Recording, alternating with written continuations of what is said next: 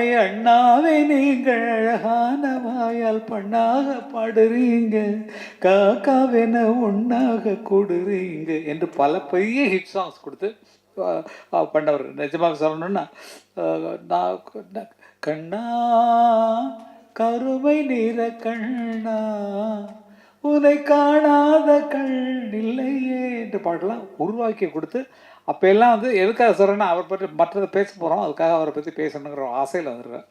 அவங்க தான் மியூசிக் வந்து மியூசிஷியன்ஸை மாதக்கணக்கில் புக் பண்ணி, ஜானகியாக இருக்கட்டும், இது வந்து எம்எஸ் ராஜேஸ்வரியாக இருக்கட்டும், குழந்தையில பாடுவாங்க அவங்க எம்எஸ் ராஜேஸ்வரி தான் அவங்க மாத சம்பளத்துக்கு அங்கேயே ஏவிஎம்மில் இருந்து இவங்க மியூசிக் டைரக்டர் இவங்க அப்பாவோட மியூசிக்கில் தினம் வந்து பாடணும், தினம் வந்து பாடல்களை கற்றுக்கொள்ளணும். மியூசிக் வாசிக்கிறவங்களும் அங்கே வந்து ரிஹர்சல் பண்ணணும். அப்படி மாத சம்பளம் கொடுத்து வச்சிருந்த காலங்கள் அந்த காலங்கள். இந்த காலத்தில் கம்ப்யூட்டரில் உட்காரம் போட்டாலும் தன்னுடைய பரம்பரையை நினைக்கும் போது இவங்களை மாதிரி இவரோட அப்பா மாதிரி ஆட்கள் இல்லைன்னா இன்றைக்கி மியூசிக்கோ டெவலப் ஆகிருக்காது. நாங்கள்லாம் பார்த்து அசந்தவங்க, அண்ணன் இளையராஜா நாங்கள்லாம் அவங்க வீட்டில் போயிட்டு உட்காந்துட்டு பார்த்து ரசித்தவங்க. அவ்வளோ பெரிய ஆள் இன்றைக்கி அறிமுகமாவதே எனக்கு ரொம்ப சந்தோஷம். அதை சொல்லுவதற்காக வந்தேன். ரொம்ப நன்றி, ரொம்ப நன்றி. சதா நிறைய இது மாதிரி நிறையா பண்ணணும். என்ன அப்பப்போ சாங் எழுத கூப்பிடணும். ஓகே. திரு கிளாடி அவர்களை ஃபர்ஹான் அவர்களை மரியாதை செய்ய முடியும். Farhan please come.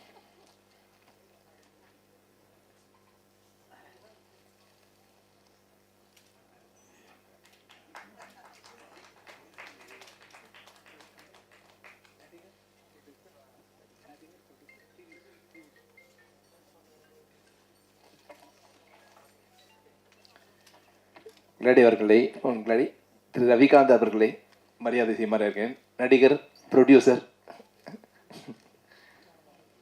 Thank you, thanks for coming sir.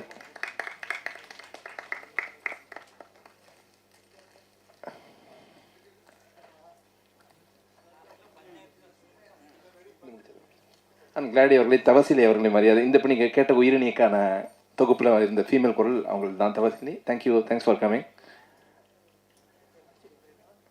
எல்லாம் வளர்ந்து வரும் ஆர்டிஸ்ட், அவங்கள நீங்கள் தான் என்கரேஜ் பண்ணணும். அவங்களை என்கரேஜ் பண்ணுற கிளாடியன் முதல்ல நீங்கள் தான் என்கரேஜ் பண்ணணும். நீங்கள் சொல்லுங்கள், நானே சொல்லிக்கிறேன்.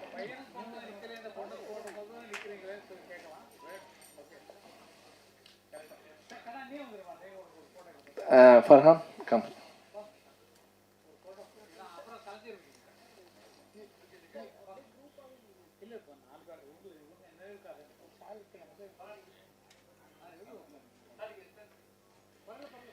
இப்போ நீங்கள் கேட்குறது எல்லாமே தனிப்பாடல் தான். அது வந்து தனிப்பாடல் கொடுத்து இந்த உறவுகளோட வலிமையை வந்து ஒரு தனிப்பாடலை கூட்டு ப்ரொடியூஸ் பண்ணுறதுன்றது எனக்கு வந்து பெரிய விஷயம். அதுக்கான எஃபர்ட் எடுக்கிற கிளாடிக்கு மறுபடியும் வாழ்த்துக்கள். அண்ட் இப்போ நீங்கள் கேட்ட மாசிலன்ற பாட்டு, அதில் கண்ணன் நாராயணன் மியூசிக்னு இருக்கும். ஒரு தோளில் சுமந்துன்னு ஒரு பாட்டு, அது கண்ணன் நாராயணன் நான் தான். ஸோ அதனால் எனக்கும் ஒரு ஷால் மட்டும் அவர் போட விரும்புகிறேன். இப்போ பார்த்தீங்களா, அவர் கேட்டுவாங்க, நாங்கள் அதுக்கு மரியாதைக்கு தனியாக வச்சுருக்கோம். நான் வந்து பேசி அவருக்கு போடணும்னு சொல்லிட்டு அவரே எனக்கும் ஒன்று போடுங்கன்னா என்ன அர்த்தம்? அதெல்லாம் முடியாது. கண்ணன் இந்த நட்பு கிடைப்பதற்கு எனக்கு வந்து உறுதுணையாக இருந்தவர் கண்ணன் அவர்கள் தான். நிஜமாக இந்த ஒரு அருமையான நட்பு. இப்போ இவர் நிஜமாக வந்தது அண்ணனுடைய 50வது விழாவுக்கு அவரை பாராட்டணும்னு சொல்லி தான், 50வது வருஷத்துக்கு வந்து பாராட்டணும்னு சொல்லி தான் அண்ணன்கிட்ட போய் ஒரு அன்பளிப்பு கொடுத்தாரு, பேசினார். ரொம்ப நேரம் அண்ணா வந்து பேசியிருந்தார். அதிசயம், அந்த மாதிரி பேச மாட்டார். இவரோட பேசிட்டு இருந்தார் சந்தோஷமாக. நாங்கள் இப்போ யூஎஸ் ட்ரிப்பு போகிறோம் நாங்கள்லாம் சேர்ந்து. அப்போ வந்து எல்லாத்துக்கும் நான் வருவேனாரு, வாங்க சொல்லி கூப்பிட்ருக்கோம். அந்த மாதிரி உலக சுற்றுலாவுக்கும் வருகிறார். இந்த பழக்கத்தை ஏற்படுத்தி கொடுத்த கண்ணன் அவர்களுக்கு ரொம்ப நன்றிகளை சொல்லிக் கொள்கிறேன். அதுவும் இல்லாமல் அவருடைய இசையில் கூடிய விரைவிலே என்னுடைய பாடல்கள் நேற்று 2 பாட்டு எழுதினோம் அமுதன் அவர்களது இயக்கத்தில். அது மாதிரி எனக்கு சான்ஸ் கொடுத்ததுக்காகவும் சேர்த்து இல்லை, அது தனியாக நான் ஒரு விழா வச்சுக்கிறேன். அது எழுதியிருக்கிற நியூஸும் உங்களுக்கு சொல்கிறேன். அமுதன் டைரக்ஷனில் வரக்கூடிய தமிழ் படம் 3ல் 2 பாட்டு எழுதியிருக்கிறேன். எக்கச்சக்கமாக இருக்கும், பாருங்கள்.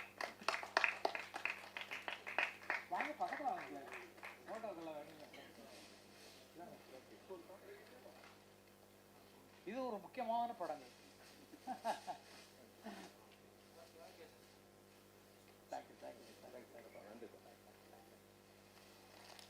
இங்கே இருந்ததுனால அமர் சார் ஒரு வாரத்துக்குள்ள அபவுட் கிளாடி குறிப்பாக அவரை மட்டும் சொல்லிட்டு அதுக்கப்புறம் சதா சார் எடுத்துக்கலாம். சதா சார் என்ன பண்ண போகிறோம்?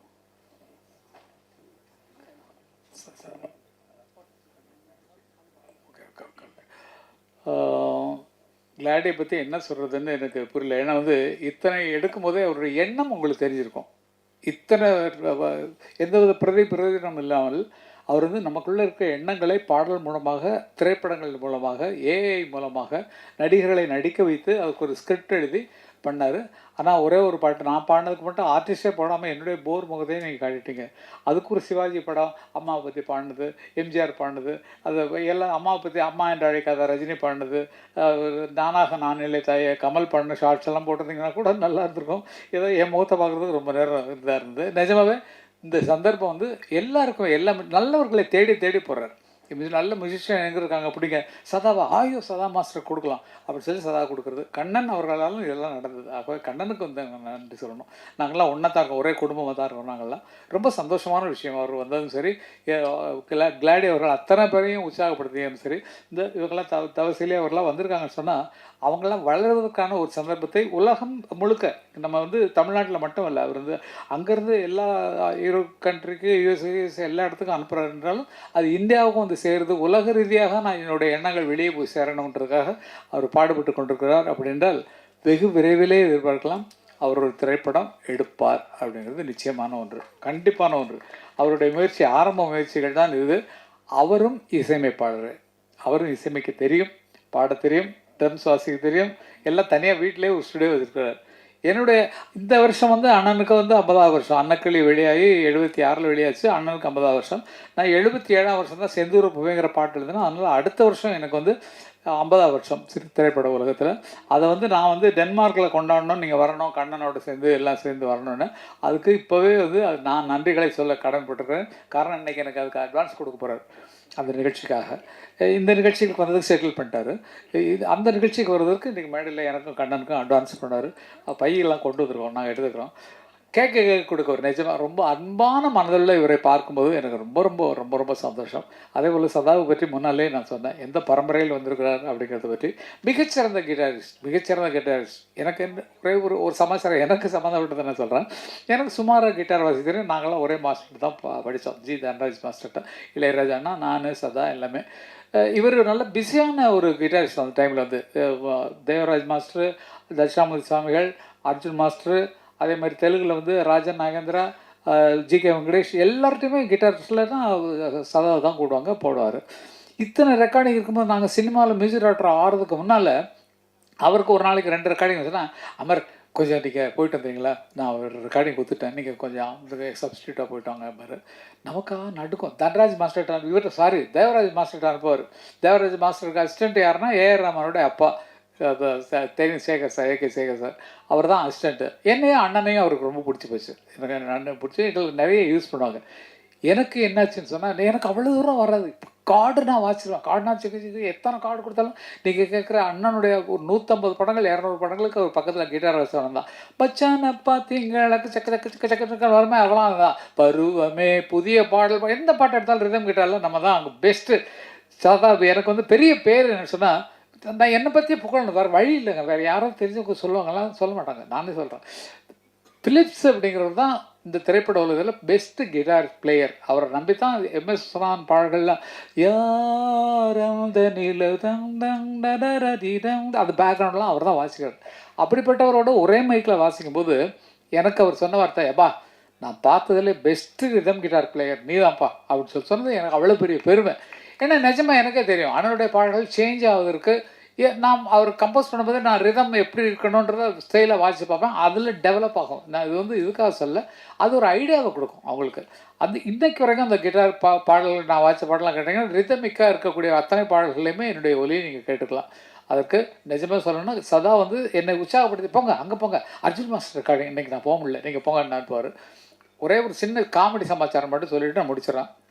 எல்லாமே பேசுகிறது காமெடி தான், வாழ்க்கையே காமெடி தான். என்னென்னா, ஒரு ரீரெக்கார்டிங் நடக்குது. எனக்கு அவ்வளோவா சோலோ வாசிக்க தெரியாது. கிட்டார் நீங்கள் எத்தனை கார்டு, ஒரு பாரில் 4 கார்டு இருந்தாலும் வாசிச்சிடலாம். அதெல்லாம் போய்டும். 4 பார்னா புரியும்.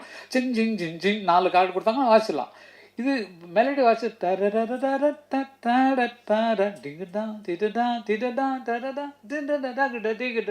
வாசிக்கணும். ஒரு சீனு அப்போ எல்லாம் மியூசிஷியன் எப்படின்னா, காலைல 7 மணிக்கு வந்தாங்கன்னா 1 மணி வரைக்கும் ஒரு கால் ஷீட்டு, 2 மணிக்கு வந்தாங்கன்னா 9 மணி வரைக்கும் ஒரு கால் ஷீட். 7 to 1 கால் ஷீட்டில் ஒரு ரெக்கார்டிங் எடுக்கிறாரு. ஏவிஎம் சாரி வாகினி ஸ்டுடியோவில் ஜி தேட்டரில். அதில் தான் எங்களுக்கு அன்னக்கிளி ரெக்கார்டிங் நடந்தது. அதில் வந்து அவருன்னு தேவராஜ் மாஸ்டர்னா எல்லாம் பயப்படுவாங்க. ஏன்னா அங்கே சத்தமே இருக்காது. அண்ணன் மாதிரி தான். அண்ணா எப்படி ஸ்டுடியோவில் அமைதியாக இருக்காங்களோ அவர்கிட்டையும் அப்படி தான் இருப்பாங்க. அவர் என்ன பண்ணார், படத்தை பார்த்துட்டு ஏடா அமர் இந்த இடத்துல நீ சோலோ வாசிக்கோ அப்படின்ட்டார். சோலோன்னா நான் இஷ்டத்துக்கு நான் வாசிக்கணும். எனக்கு கொடுத்த நோட்ஸ் கொடுத்தா வாசிடுவேன். நமக்காக எல்லோரும் முன்னாடி எல்லாம் எல்லாம் 8 மணி ஆகுது. அந்த ரீலில் முடித்தா தான் கால் ஷீட் முடித்து அவங்க வீட்டுக்கு போகணும். எல்லாம் வேறு இடத்துல இருந்து மினிட்லேருந்து வந்துருப்பாங்க, வாழதுலேருந்து வந்துரு தூரத்துலேருந்து. நான் வாசிக்கிறேன் சரின்ட்டு நம்ம பயம். இந்த சீன் வந்து லாஸ்ட்டில் வருது. அப்போல்லாம் கண்டினியூ பண்ணால் யாராவது தப்பாக வச்சாங்கன்னா மறுபடியும் ஃபஸ்ட்லேருந்து வாசிக்கணும். ரீல் ரெக்கார்டிங்க ஃபுல் ரீலும் 10 நிமிஷம் ஓடக்கூடிய ரீலில் மறுபடியும் முதல்ல மியூசிக் எல்லோரும் வாசிக்கணும். எனக்கா கை நடுங்குது, என்னத்தை வாசிக்க போகிறோம் அப்படிங்கிறப்ப நானும் அங்கே போய் தனியாக ப்ராக்டிஸ் பண்ணி பார்க்குறேன். எல்லாம் ரெடியா அப்படி தான் கேட்பாரு. Ready master. நான் சரி ஓகே டேக் போகலாமா? டேக் போகலாம். சரி படம் ஓடுது. மற்றவங்களாம் கரெக்டாக வாசிக்கலாம். வயலின் போது அதான் துரு தூரு தூருன்னு அவர் வாசிச்சாரு. எல்லாம் முடிச்சுட்டு இது என்னோடது 9வது நிமிஷத்துல என்னோட சீன் வருது. அந்த பொண்ணு மடியில் மாடி மேலே இருக்கா இல்லையா, அவள் கீழே வந்து அந்த லெட்டரை போஸ்ட்மேன் வெளியே நிற்பான். அந்த போஸ்ட்மேன்கிட்ட வந்து லெட்டர் வாங்குற வரைக்கும் நீ சோலோ உன் இஷ்டத்துக்கு வாசிக்கோன்னு சொல்லிட்டாரு. நமக்கு ஒன்றும் தெரியாது. சரின்ட்டு எல்லாம் அவசரத்தில் இருக்காங்க. நான் வாசிக்க ஆரம்பிக்கிறேன். இப்படி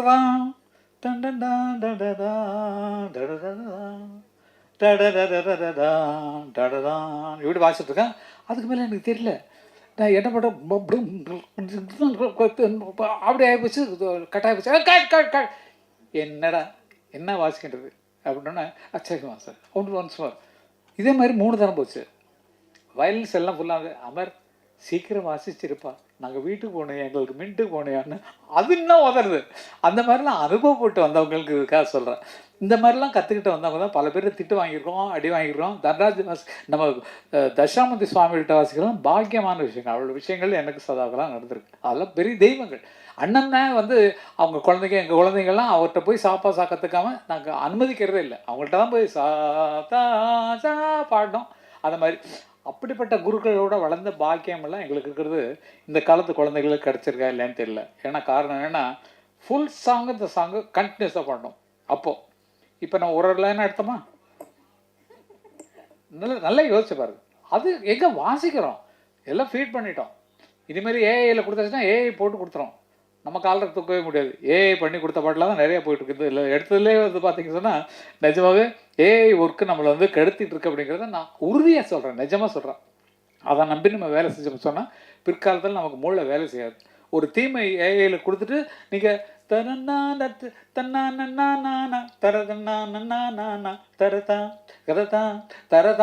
வார்த்தை எழுதுறது. அவன் தான் நனையா போனா அட போனா நையா வந்தா அடவா அடப்போ அடயா வானோ பாட்டு எழுதிடும் பாடிடும். இதில் எப்படி நம்ம பேர் போட்டுக்கிறது? ஏன்னா அது கிரியேட் பண்ணி கொடுத்துருது. ஆனால் இசை கங்கை அமரன் போட்டுக்கிறது மரியாதையா? எதுக்கு நான் அதை சொல்கிறேன்னா வருங்கால குழந்தைகள் தன்னால் சிந்திக்க கற்றுக்கொள்ளணும், சிந்திக்க எழுதி கொள்ளணும். நம்ம ஏஐட்ட கொடுத்தா பண்ணால் நம்ம காலத்தில் தூக்க முடியாது. தூக்க வேண்டியது ஏஐ தான். பிற்காலத்தில் வரப்போகுது அதுக்கான ஃபைனல்லாம். ஏன்னா அது இப்போ டவுன்லோட் பண்ண விட்டுடும், அப்புறமேல் போடுற சார்ஜில் தீட்டிட்டாங்கன்னா நம்மளால் அதுக்கு ஒரு ஒன்று சேர்ந்து நான் பண்ணவே முடியாது. ஆகவே வளர்கிற குழந்தைகளை நீங்கள் அப்படி வளங்க. தன்னால் உனக்கு இருக்கிற சுயரூபத்தை வெளியே கொண்டு வா அப்படிங்கிற மாதிரி சொல்லணுங்கிறது என்னோட மனது ஆசை. நிஜமாகவே இந்த மாதிரி ஒரு சந்தர்ப்பத்தை அவர் ஏற்படுத்தி கொடுத்ததுக்கு இந்த நிகழ்ச்சியே எதுக்குன்னா கிளாடி அவர்களை பாராட்ட தான். நிஜமா நீங்களாம் ப்ளீஸ் கொஞ்சம் நல்லா கைதட்டி உற்சாகப்படுத்தணும். ஏன்னா நமக்கு ஒரு நல்ல ப்ரொடியூசர் கிடைச்சிருக்காரு. அதுக்காக எனக்கு டைரக்ஷன் கொடுக்கணும்லாம் நினைக்காதீங்க. நான் உங்களோட இருக்கேன், அவ்வளோதான். நிஜமா அந்த மாதிரி உங்கள் எண்ணம் நிச்சயமாக ஆழமாக நிச்சயமாக இருக்கும். ஒரு நல்ல கதையை தேர்ந்தெடுத்து அதை கொண்டு வரணும் சொல்லலாம் மனசில் இருக்கிறது தெரியும். இளையராஜா உங்களுக்கு நெருக்க மாட்டார், நல்லா பழக்க மாட்டார். நிறைய எவ்வளோ நன்றி தெரிவிக்கிறீங்க அதெல்லாம் பார்த்தேன். நான் பாடின பாட்டை அண்ணன் தான் ரிலீஸ் பண்ணுறாங்க. அந்த ஃபோட்டோ கூட போட்டுருக்கலாம். அண்ணன் தான் ரிலீஸ் பண்ணாங்க உயிரினுங்கிற பாட்டை. அதுதான் ஃபஸ்ட்டு அவர் அண்ணனோட சேர்ந்தது. அண்ணன் மேலே அவ்வளவு அன்பு, அவ்வளவு பாசம். அவர் உரட்டு வந்ததே வந்து 50வது ஆண்டுக்கு அவரை பார்க்கணும்னு சொல்லி தான் வந்தார். நான் பேச முடியல அண்ணன்ட்ட. ஏன்னா சிம்பனி எழுதிட்டு இருக்காங்க. ஐயோருக்கு டிஸ்டர்ப் பண்ண முடியாது. கரெக்டாக போனார், போய் நின்னார், போய் சொன்னோன்னே பார்த்துட்டாரு. ரொம்ப நேரம் பேசியிருந்தார் சந்தோஷம். ஏன்னா அந்த மாதிரி ஒரு அன்புள்ளவர். அவரை பாராட்டுவதற்காக தான் இந்த நிகழ்ச்சியை நாங்கள் வைக்கணும், ப்ரெஸ்ஸுக்கு இவரை இன்ட்ரடியூஸ் பண்ணோம் அப்படிங்கிற ஒரு ஆசை இருந்தது. தவசீலியும் தம்பியும் வந்து இந்த பாட்டை பாடினது இன்னொரு பெரிய பெருமை. தவசீலியின் தோற்றமே வந்து ரொம்ப என்னென்னு நம்மளால், ஏன்னா ரொம்ப வறட்சியாக இருந்த ஒரு ஸ்டேஜை வந்து ஒரு செழிப்பாக்குறது அந்த ஒரு பொண்ணு தான் நம்ம சொல்லணும். நல்லா யோசிச்சு பாருங்களேன். பக்கத்தில் இருக்கிற முகங்கள்லாம் பாருங்கள், இங்கே இருக்கிற இந்த முகத்தை பாருங்கள். நல்ல பயங்கர குறும்புக்கார பொண்ணு, ரொம்ப உற்சாகமான பொண்ணு. அவங்க அம்மா அப்பா வளர்ப்பு அந்த மாதிரி ரொம்ப ஈஸியாக வாழ்க்கையை வாழ்ந்துட்டு இருக்காங்க. தம்பி வந்து துபாயிலிருந்து வந்திருக்கார் இந்த நிகழ்ச்சிக்காக. அதுக்காக அவருக்கும் பாராட்டுகளை தெரிவித்துக்குள்ளே கடமைப்பட்டுருக்கேன். ப்ரெஸ் நண்பர்கள் எல்லாருக்கும் எல்லாத்தையும் தனித்தனியாக சொல்கிறதுனா ஒவ்வொரு பெரிய கதை. இப்போ சமீபத்தில் தான் 50வது ஆண்டு விழாவுக்கு போட்டார் ஃபிலிமாவில் எல்லாம் நிறைய எல்லாரும் பழக்கமானவங்கனால உங்களெல்லாம் விட்டு பிரிய மனசே இல்லை. நல்லவைகளை மட்டும் எழுதுங்கள். பயில்வான் மாதிரி அவருக்கு இட்லிக்கு வழி இல்லை, தோசைக்கு வழி இல்லை, அது மாதிரிலாம் எழுதாதீங்க தயவுசெய்து. அதுக்கு கூப்பிட்டு பயில்வான்ட்டே சொல்லிட்டோம், ஏன் அந்த மாதிரிலாம் எழுதுறீங்க, அப்படியே இருக்கும் வீட்டில் வந்து பார்த்துக்கையா அப்படின்னு சொல்கிற மாதிரி. இல்லாதது பொல்லாதெல்லாம் அவர் எழுதுறாரு. இந்த ஸ்டேஜில் சொல்ல வேண்டிய கடமை என்ன, ப்ரெஸ் இருக்கிறீங்க எல்லாம் இல்லாத பொல்லாதெல்லாம் சொல்லி எழுதுறதுக்கு அதுக்கு எதுக்கு அவ்வளோ பெரிய ஆள் வளர்ந்த ஆளுக்குள்ள நம்ம திட்டணுமா? அவங்க கஷ்டப்படுறாங்க. குழந்தைகள்லாம் ஒன்றா இருக்காங்க வீட்டில், வேணா எங்கள் வீட்டில் ஒரு வாரம் வந்து இருந்து பாருன்னு சொன்னேன். ஈவன் இது துபாயில் செட்டில் ஆகிட்டான். இவன் கார்த்திக் பார்த்தீங்கன்னா அவனுக்கு அங்கே தான் இருக்கான். அவங்க ஒய்ஃப் தான் அண்ணனுக்கு சமைச்சு போகிறான். இதெல்லாம் இல்லாமல் அவர் அனாதையாக இருக்கார். அப்படி போட்டு என்னத்தையோ கிரியேட் பண்ணி இளையராஜாவை எதுக்கு இறக்குறீங்க? 50 வருஷம் ஒருத்தர் ஆள் நிலையாக நின்றுருக்காரு. அப்படிப்பட்ட ஆளை இறக்கணுமா? நல்லா யோசிச்சு பாருங்கள். பயில்வான் எழுதுனது கரெக்டாக, இது பயில்வானுக்காக சொல்கிற வார்த்தை தான் அது. பயில்வான் அவர்கள் அதற்கு மன்னிப்பு கேட்டே ஆகணும். ஏன்னா யார்கிட்டயோ வாழ்க்கையை படிச்சிட்டோம் அப்படின்ற மாதிரிலாம் தப்பாக சொல்லிட்டுருக்காரு. அது சரியல்ல. எங்களை நேசித்து கொண்டு போங்க. ஏன்னா 50 வருஷம் வாழ்ந்துருக்கோம். வயசு 78க்கு மேலே ஆகுது. அண்ணனுக்கு 82 வயசுக்கு மேலே ஆகுது. ஆகவே எங்களை காப்பாற்றுறதுக்கான வெளியே பண்ணுங்கள். நாங்கள் இது வரைக்கும் வேலை செஞ்சுட்டு இருக்கோம் ஐயா. இத்தனை வருஷமாக 70லேருந்து வாச்சிட்ருக்கோம். மியூசிஷனாக இருந்தோம், இன்றைக்கி வரைக்கும் இருக்கிறோம். ஆகையில் எங்களை பற்றி குறை சொல்லணுன்னா எங்களை எழுதுங்கன்னு கூட வேண்டாம். ஆனால் இல்லாத எழுதி அவர்கள் வந்து கேவலப்படுத்துறது ரொம்ப கஷ்டமான விஷயமா இருந்தது. பயில்வான்களுக்கு ஃபோன் பண்ணி சொன்னால் சாரின்னு சொன்னார். அதையும் சொல்லிடுறோம். ஐயோ இது தெரியாமல் யாரோ சொன்னதை நான் போட்டேங்க, தயவுசெய்து மன்னிச்சிருக்கேன்டாரு. இல்லைங்க, இது ரொம்ப மட்டமான விஷயங்க. ஏன்னா உங்களுக்கு விளக்கம் சொல்கிறதுக்காக நான் வந்து இந்த வார்த்தையை சொல்கிறேன். அவர் இளையராஜா கஷ்டப்படுறாரு, யார்கிட்ட அவர் தனிமையை நாடிக்கிட்டு இருக்காரு. நான் போனாலே பேசாமல் எழுதிட்டு இருப்பார். அவ்வளோதான் அவர் வேலையை டிஸ்டர்ப் பண்ண மாட்டேன். அவராக இருக்க விடுங்க. கங்கை மரணம் என்ன மாதிரி ஆட்கள் இப்படியே விடுங்க. இதை தவிர வேறு வழி இல்லை. அன்றைக்கி பேட்டியில் போய் நான் என்னென்னமோ பண்ணிட்டு வந்தேன் போய். அது மாதிரி அவரவர்களாக இருந்தால் அவர்களாக வளருவதற்கு அடையாளம் இருக்கும். இப்போ கிளாடி என்ன மனசில் வச்சுருக்காரோ அதை நோக்கி தான் வந்து கொண்டிருக்கார். சதா அவர்கள் மனசில் என்ன நினச்சிருக்காரோ அதை நோக்கி தான் எழுந்து கொண்டிருக்கார். ரவிகாந்த் என்ன நினச்சிருக்காரோ அது மேலே தான் வந்துட்டு இருக்காங்க. நீங்களும் சரி, எல்லாரும் சரி. அவர்கள் எண்ணத்தில் உயர்ந்து போகிறார்கள். எண்ணம் எது அதிகமாக இருக்கிறதோ அதுதான் உச்சத்தில் வர முடியும். இப்போ எங்களை பார்த்தீங்கன்னா என் கனவும் நினைவும் இசை இருந்தால் மரணமேது என்று பாடின மாதிரி இன்னைக்கு வரைக்கும் அந்த மியூசிக் லைனை தவிர வேறு எங்கேயாவது போயிருக்கோமா? எங்களுக்கு இருக்கிற பணத்துக்கும் எங்களுக்கு இருக்கிற வசதிக்கும் பில்டிங் கட்டி வாடகைக்கு விட்டு அதை விற்று நல்ல லாபம் சம்பாரித்து ஒரு பெரிய பில்டர்ஸாக இருக்கலாம். அந்த மாதிரிலாம் எண்ணம் வரல. இசை கனவும் நினைவும் இசைங்கிற மாதிரி இசையிலே இருக்கிறோம். ஆகையால் எங்கள் மேல் தவறுகளை பயில்வானவர்கள் எழுத வேண்டாம் அப்படிங்கிறது சொல்கிறேன். ப்ரெஸ்ஸு நீங்களாம் நமக்கெல்லாம் நல்ல தோசை நீங்களாம் சொல்கிறதுக்கு ஒன்றும் இல்லை. வாழ்க்கையில் நினச்சி பார்த்தீங்கன்னா எல்லாத்துக்கும் ஒரு அர்த்தம் இருக்கும். ஆகவே உயர்ந்தவர்களை அப்படியே காப்பாற்றுவோம். எப்படி இருந்தாலும் சரி, என்னவாக இருந்தாலும் சரி, அவர்களை காப்பாற்ற வேண்டும், அவர்களை போற்ற வேண்டும், நமக்கு வழி நடத்திய தெய்வங்களை வணங்க வேண்டும் அப்படிங்கிறதான் என்னுடைய பெரிய விஷயம். இந்த நிகழ்ச்சி நடத்துவதற்கு மிக ஆதாரமாக இருந்த நமது பாபு அவர்களுக்கு, டைமண்ட் பாபு அவர்களுக்கு ரொம்ப நன்றி சொல்ல கிடையாது. என்னுடைய வாய்நாள் அவங்க நன்றி சொல்கிறது தனியாக வச்சுருக்காங்க. இருந்தாலும் பாபு வந்திருக்கீங்களா? கண்ணா என்னவோ பார்த்து ரொம்ப நாளாச்சு. பாபு தான் அண்ணன் இளையராஜாவுக்கும் சரி எங்களுக்கும் சரி ரொம்ப பக்கத்துடையாக இருப்பவர். எந்த வேலைனாலும் நிமிஷத்தில் அரேஞ்ச் பண்ணி கொடுப்பார். அன்றைக்கி 50வது விழா அவர் தான் அரேஞ்ச் பண்ணிருந்தார். வாங்க பாபு வாங்க. பாபு அவங்க அப்பா கூட இருந்த இவர் இத்திரோன்னு குழந்தை. அதான் பாபு தம்பி வாங்க தம்பி.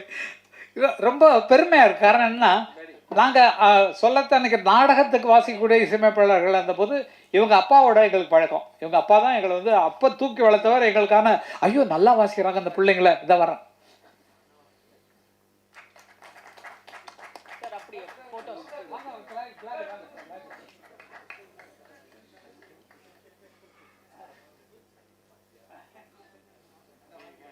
நாங்கள் அந்த காலத்தில் நாடகத்தில் வாசிக்கும் போது இவங்க வந்து ராயப்பேட்டையில் இருந்தாங்க. அதெல்லாம் பாபுலாம் திருண்டு குழந்தை. அப்போ அவங்க வீட்டில் போய் சாப்பிட்றது எல்லா சரி பார்த்துருக்கோம். இன்றைக்கு பார்த்தால் அவங்க அப்பா எப்படி இருந்தாரோ அதே மாதிரி இவரும் எல்லாரோடையும் சேர்ந்து அரவணைப்பாக கேட்டார். நான் வந்து அங்கே இருக்கேன் அங்கே இருக்கேன்னு நிஜமாக பயங்கர பிஸி தான். இந்த நேரத்தில் இதையும் சேர்ந்து அரேஞ்ச் பண்ணி கொடுத்ததுக்காக ரொம்ப ரொம்ப நன்றி பாபு. ரொம்ப ரொம்ப ரொம்ப நன்றி, ரொம்ப நன்றி. எனக்கும் அண்ணனுக்கும் பக்கத்தோடய இருப்பவர் அவர் தான். நல்லா தெரிஞ்சுங்க, அவ்வளோதான் விஷயம். நன்றி கண்ணன், ரொம்ப நேரம் பேசிட்டேன். யாரை சதா சதா பேசலாம். சதா வந்து நன்றி சொல்லாமல் எப்படி? அங்கேயே கொடுத்துருங்க, மைக்கு அங்கே கையில் கொடுத்துருங்க. நீங்கள் உட்காந்து பேசுங்க, கையில் கொடுங்க. சதா அவர்கள் இப்போ ரொம்ப முக்கியமான கலைஞர். அவர் பேசுவதையும் கொஞ்சம் கவர் பண்ணி போட்டீங்க, நல்லாயிருக்கும். ஹலோ எல்லாருக்கும் வணக்கம். இந்த சாங்கை வந்து எனக்கு ஆப்பர்ச்சுனிட்டி கொடுத்த லேடி ஜெரிக் சாருக்கு ரொம்ப நன்றி. அதில் ரொம்ப ஹைலைட்டு கங்கைவரன் பாட்டு எழுதினது தான். நான் அவர்கிட்ட சொன்னேன், அவர் ஒரு சாங் கொடுத்துருக்கார் பாட்டு எழுதினேன்னு. அவர் எங்கேயோ காரில் போயின்னு இருக்காரு. நான் டியூன் போட்டேன், அப்படியே உடனே எழுதி ஒரு 10 நிமிஷத்துக்குள்ளே பாட்டு எழுதி எனக்கு கொடுத்துட்டார். இந்த சாங் இவ்வளோ சூப்பராக வந்திருக்கு. நீங்கள் பார்த்தீங்களா இந்த பாட்டு? அப்புறம் நான் இதை இவ்வளோ தூரம் மியூசிக் பண்ணுறதுக்கு காரணம் இளையராஜா தான். அவர்கிட்ட ஒர்க் பண்ண எக்ஸ்பீரியன்ஸு. அவர் பார்த்திங்கன்னா எனக்கு xylophone, vibraphone, electric guitar, acoustic guitar எல்லா இன்ஸ்ட்ருமெண்ட்டையும் என்கரேஜ் பண்ணியிருக்காரு. அவர்கிட்ட ஒர்க் பண்ண அந்த எக்ஸ்பீரியன்ஸ் இந்த ஜென்மம் இல்லை, எந்த ஜென்மத்தில் என்னால் மறக்க முடியாது. Ilaiyaraaja, I love you. ரொம்ப நன்றி கண்ணா. ஓகேம்மா. கிளாடி அவர்கள் அவர் தான் எங்களுக்கு வழிகாட்டி இந்த நிகழ்ச்சிக்கு ஹீரோ. அவர் தான். அந்த ஹீரோவை பேச வருமாறு வைக்கிறேன். அனைவரும் இந்தியா தமிழ்நாட்டு நண்பர்கள் சார்பாக. எல்லோருக்கும் வணக்கம். இந்த மேடை எனக்கு புதுசு, ஆனபடியால் எதுவும் புலவிட்டால் என்னை மன்னிக்கவும். இந்த மேடையில் நான் நிற்கிறதுக்கு முதல் காரணம் என் பெற்றோர்கள். மற்றது என் இனத்துக்காண்டியும் என் மக்களுக்காண்டியும் மரணித்த மாவீரர்கள் எல்லோருக்கும் நான் அஞ்சலியை செலுத்தி, இந்த மேடைக்கு என்னை இதுவரை கொண்டு வந்த, என்னை அகதியாக எடுத்து நல்ல வேலை, நல்ல தொழில் வாய்ப்புகளை அமைத்து நல்ல கல்வியை தந்து வளர்த்த என் நாடு டென்மார்க். அந்த நாட்டுக்கு நான் நன்றியை சொல்லிக்கொண்டு, இசை என்றால் நான் ஏன் இதுக்குள் வந்தேன் என்று பார்த்தேன் என்றால், ராஜாசரை தவிர எனக்கு வேறு யாரையும் சொல்ல தெரியாது. ராஜாசர் வந்து 50 வருஷம் இசைத்துறைக்கு, ஆனால் நான் அவருடைய தீவிர விசிறியாக 40 வருஷம் இருக்கின்றேன் என்றை நான் பெருமையாக சொல்லிக் கொள்கின்றேன். நாங்கள் பார்த்தோமானால் அந்த காலத்திலே எம்எஸ்வி சாராக இருக்கட்டும், ராஜாசராக இருக்கட்டும், எப்பயுமே வந்த பாடல்கள் எல்லாம் வந்து ஒரு குடும்பத்தை ஒன்றாக வைத்திருக்கக்கூடிய ஒரு சூழலை வைத்திருந்தது. வந்த படங்கள், அந்த காலத்தில் வந்த பாடல்கள் எல்லாமே வந்து ஒரு இணைப்பை, ஒரு பிணைப்பை ஒரு குடும்பத்துக்குள் வைத்திருந்தது. ஆனால் இந்த காலத்தில் வெறும் பாடல்களின் வரிகளை வந்து புரியாமல் இருக்கின்றது என்பது ஒரு கவலைக்குரிய விடயம். அதனால்தான் நான் யோசித்தேன் வந்து ஏதாவது ஒரு வழியில் இந்த இனத்துக்கு ஏதாவது ஒன்று செய்ய வேணும் என்று. அதன் காரணமாகத்தான் உறவுகள் என்று ஒரு ஆல்பத்தை தொடங்கி ஒரு கலைஞராக நான் தேடி கண்டுபிடிச்சு நல்ல தமிழையும் நல்ல இசையையும் திருப்பி 80களில் இருந்தது போல் கொண்டு வர வேணும் என்ற ஒரு ஆதங்கத்தில் தான் இதை தொடங்கினேன். இது நான் இந்த பணத்துக்காண்டி நான் இதை செய்யவில்லை, எந்த பண வரவையும் எதிர்பார்த்து நான் இதை செய்யவில்லை. மக்களுக்கு ஏதாவது ஒன்று கொடுக்க வேண்டும், அதை கேட்டு பிரிந்திருக்கும் குடும்பங்கள் இணைய வேண்டும், பிரிந்திருக்கும் நட்புகள் இணைய வேண்டும். அப்படிப்பட்ட ஒரு நோக்கத்தில் தான் நான் இந்த பாடல்களை செய்து வருகின்றேன். இதுக்கு உங்களுடைய பேராதரவு எனக்கு தேவை என்று கேட்டுக்கொள்கின்றேன். இதை எல்லாத்துக்கும் காரணம் கண்ணன் என்கிற எனது நண்பர் எனக்கு முழு ஊக்கமும் உற்சாகமும் தந்து, கிளாடி இப்படி செய்யுங்க அப்படி செய்யுங்கன்னு சொல்லி என்னுடன் எப்பயுமே எனக்கு ஒரு ஊந்துதலாக இருக்கும் ஒரு நல்ல நண்பர். அதே போல் டெரிக் என்ற ஒருவர், அவர் இங்கு வரவில்லை, அவரும் கூட என்னை ஊக்கப்படுத்தும் நல்ல நண்பர்கள். அதே போல் என் நாட்டிலும் வந்து சில நண்பர்கள் இருக்கின்றார்கள், எரிச்சல் பொறாமைப்படாமல் ஒருத்தர் நல்லா வரணும் என்று யோசிக்கக்கூடியவர்கள். ஆனபடியால் நல்லதை நாங்கள் போற்றுவோம். இவர்களை போன்ற பெரிய கலைஞர் இவர்களை போன்ற பெரிய கலைஞர்களை ஏன் தமிழ்நாடு கைவிட்டது என்றுதான் என்று எனக்கு விளங்கவில்லை. ஒரு மொழி புரிந்தால்தான் நல்ல இசை வரும் என்பது எனது கருத்து. ஒரு மொழி புரிந்தவன், கலாச்சாரம் புரிந்தவனால்தான் நல்ல இசையையும் கொடுக்க முடியும். அந்த கலாச்சாரத்தை கட்டுப்பாட்டாக வைத்திருக்க முடியும்.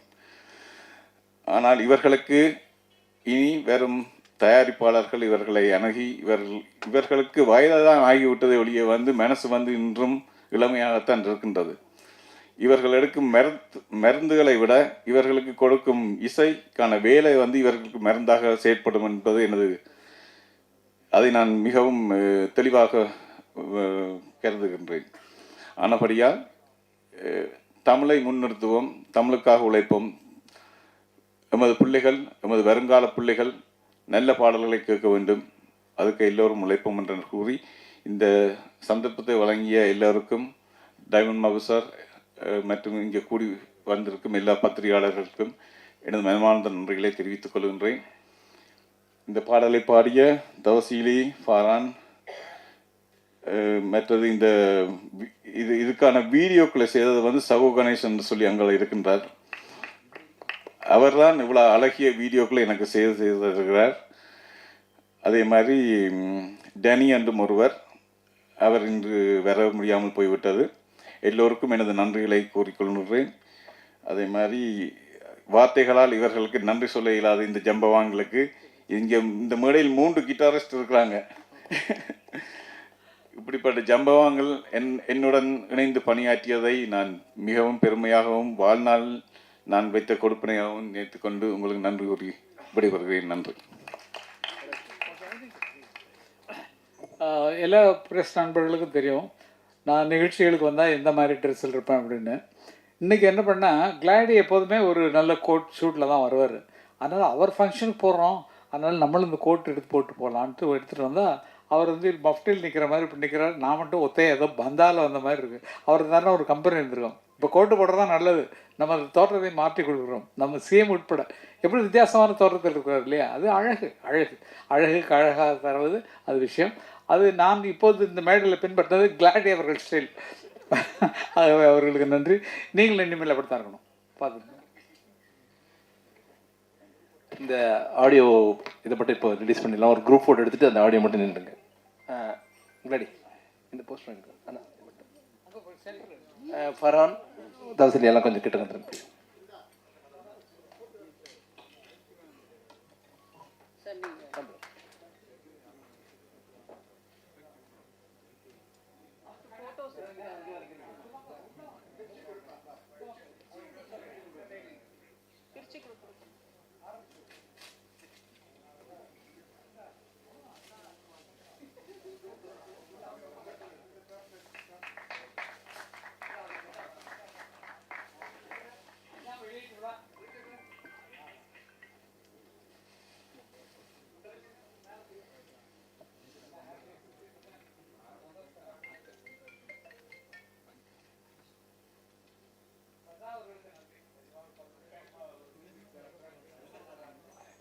ஓகேவா வீடியோ?